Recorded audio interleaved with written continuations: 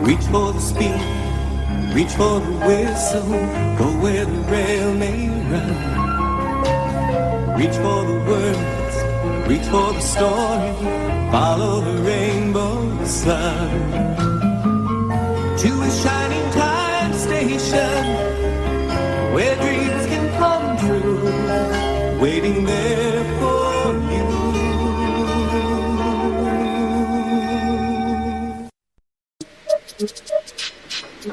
Henry and Gordon were lonely when Thomas left the yard to run his branch line.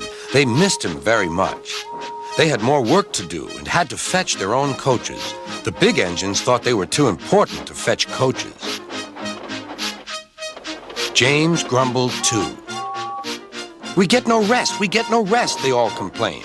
But the coaches only laughed. "You're lazy and slack, you're lazy and slack," they answered. Altogether, the engines were causing Sir Topham Hatt a great deal of trouble. The big stations at both ends of the line each have a turntable. Sir Topham Hatt had made them so that the tender engines can be turned round, because it is dangerous for them to go fast backwards.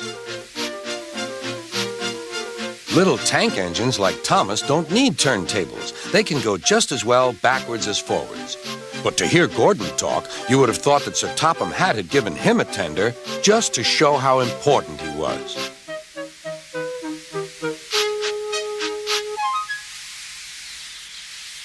"You don't understand, little Thomas. We tender engines have a position to keep up.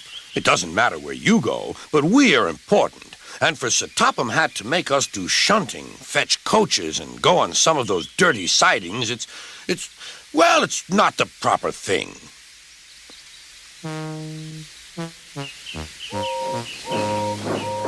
Thomas chuckled and went off with Annie and Clarabelle.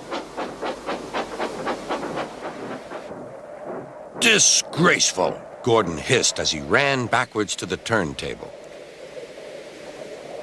The turntable was in a windy place close to the sea, and if he was not on it just right, he put it out of balance and made it difficult to turn.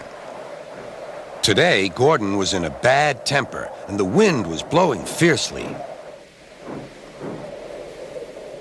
His driver tried to make him stop in the right place, but Gordon wasn't trying. The fireman tried to turn the handle, but Gordon's weight and the strong wind prevented him. "It's no good," they said at last. "Your big tender upsets the balance. If you were a little tank engine, you'd be all right. Now you'll have to pull the next train backwards." "Look," called some boys. "There's a new tank engine." "Oh, it's only Gordon back to front." "Hello," called Thomas. "Playing tank engines? Sensible engine. Take my advice. Scrap your tender and have a nice bunker." Gordon said nothing. Even James laughed when he saw him.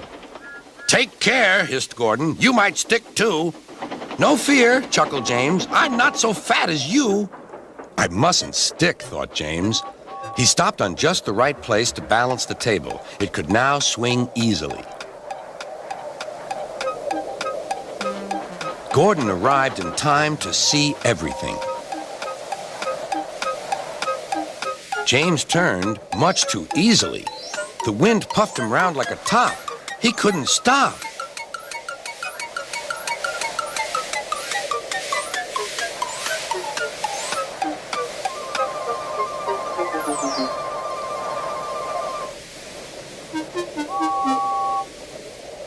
"Well, well," said Gordon. "Are you playing roundabouts?"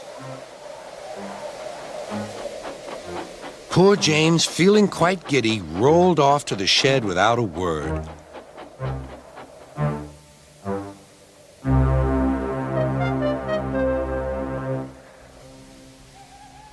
That night, the three engines had an indignation meeting. "It's shameful to treat tender engines like this. Gordon has to go backwards, and people think he's a tank engine. James spins round like a top, and everyone laughs at us. And to add to that, Sir Topham Hatt makes us all shunt in dirty sidings. Ugh!" "Listen," said Gordon. He whispered something to the others. "We'll do it tomorrow. Sir Topham Hatt will look silly." The engines had decided to go on strike. Reach for the speed, reach for the whistle, go where the rail may run. Reach for the words, reach for the story, follow the rainbow sun. To a shining time station,